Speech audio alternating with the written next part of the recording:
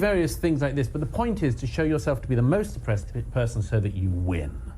And then you can tell everyone else what to do.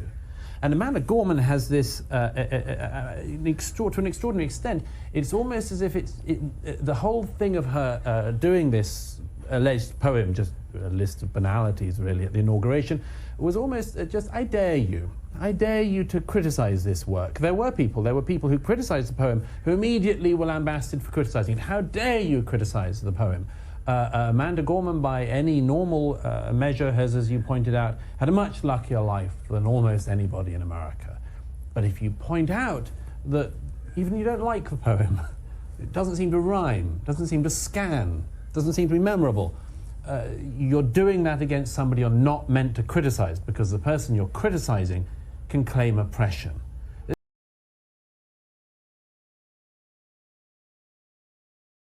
Hello and welcome to the very first episode of Tucker Carlson Today here on Fox Nation. We're grateful to be doing this, grateful to have more time, grateful to be outside the normal limits of 5-minute segments and get more deeply into the subjects that are completely changing the world and of interest to you and to us.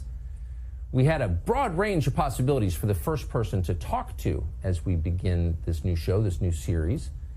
But really, in the end, there was only one choice.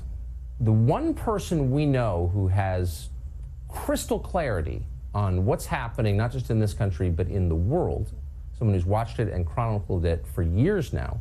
His name is Douglas Murray. He's a Brit. He's the associate editor of The Spectator in London. He's the author of the fantastic book, The Madness of Crowds, Gender, Race, and Identity. And we are really pleased to have Douglas Murray join us here on the set. Douglas, thanks so much for doing this. Great pleasure.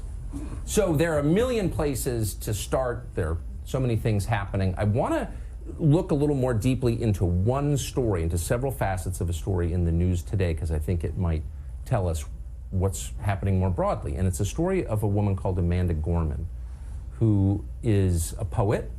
She's 23. When she was 22, she gave the inaugural poem at President Biden's inauguration. The key thing to know about Amanda Gorman is that she is the representative of an oppressed group. That is the way we are introduced to her in every profile. Amanda Gorman, in addition to being called Amanda, is the product of the most expensive private school in Los Angeles, $42,000 a year for 13 years, Harvard College for 4 years, a semester abroad in Spain, all paid for by others, no student debt. In what sense is she oppressed? Well, obviously the age we live in has a strange value system. Many of us grew up in societies where we admired people who were brave or heroic, who strove to show people the way to be brave in their lives. In our own lifetimes, this has changed. Now, if you want to be a leader, you have to show that you are an oppressed minority. You have to show suffering. You have to show beleaguerment, that everything's been done against you. People are meant to not admire heroism, but to admire suffering. And so we have created a suffering Olympics, where even very, very privileged people wish people not to recognize their privilege, but rather to think of them as being downtrodden. And this is just this era's passport to elite success. It does seem like sometimes the most privileged spend the most time telling us that they're oppressed. And I guess that's what's so bewildering as you watch this. Yes, and of course it's an impossible game, because we could point out that this is nonsense. We could just say, I don't recognize your right to claim victimhood. You seem not to me to be a victim. But then there are clever little things you can do as a part of that. You can say, you can say back to that, well, I'm part of X oppressed group. So even though I might have been lucky in my life, I'm part of a group that can give me the passport to elite success by being oppressed.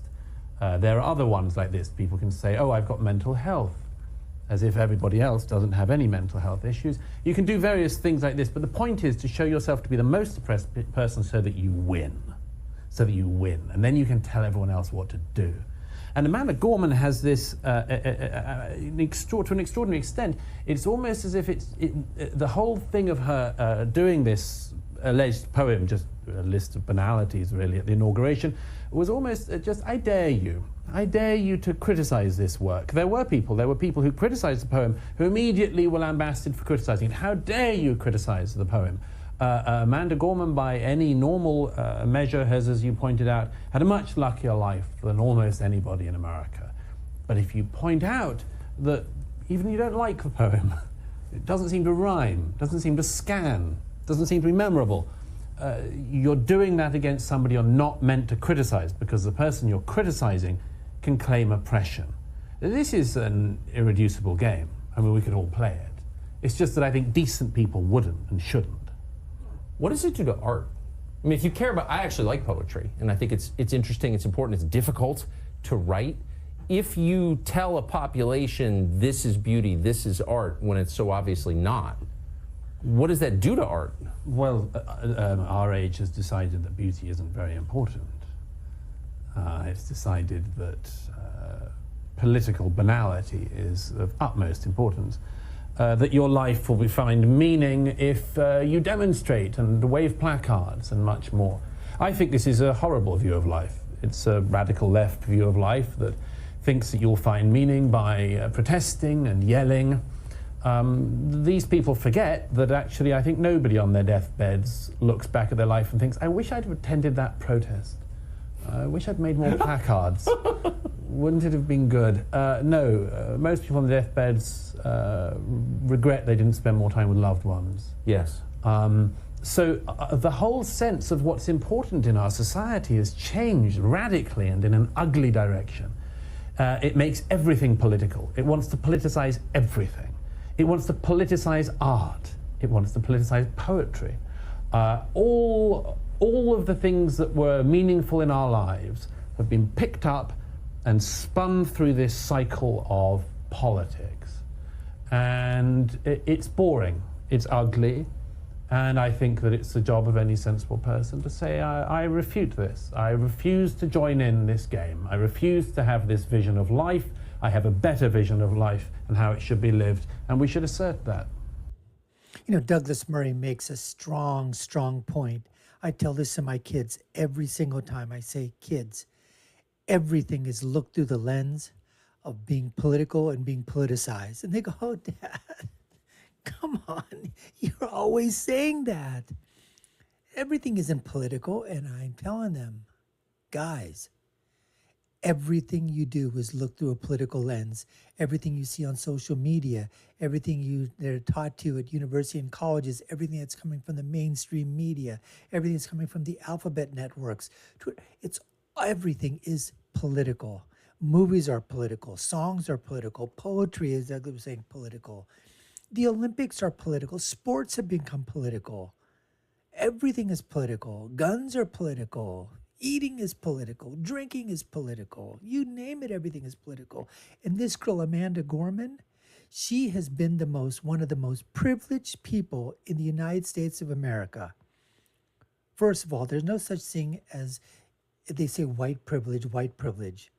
So does that mean everybody in India has basically brown privilege? Is that brown privilege? What about this side? Is this white privilege? So when I show my hands are white, I have white privilege. When I show this, I've got brown privilege. If I show other areas of my body that are really nice and white because they're not tanned yet, that's white privilege. I'm just asking, folks. But because someone's black, nobody talks about black privilege. Nobody talks about Asian privilege. Nobody. But Amanda Gorman was just, if they really wanted to showcase somebody, why didn't they pick somebody from sub-Saharan Africa? Why didn't they pick somebody from some downtrodden place on God's green earth, around the planet somewhere, find somebody who was an exceptional student and was writing poetry somewhere, or have a contest around the world, fly that person over the United States, have them there at the inauguration, then you can say to somebody, take a look, this person had nothing, was growing up in the deserts of Africa, but somehow had the God-given talent to be able to write a beautiful poem. Amanda's poem, come on, okay? It doesn't rhyme, it no skill level set. Any 5th or 6th grader could have written it. Anybody. You don't need to be, of a higher intellect to understand her poem. It's just a laundry list of everything that's out there that people on the left and liberals want. You're not a child, you're a man. So stop wearing so many layers to go outside and get the bearskin tactical hood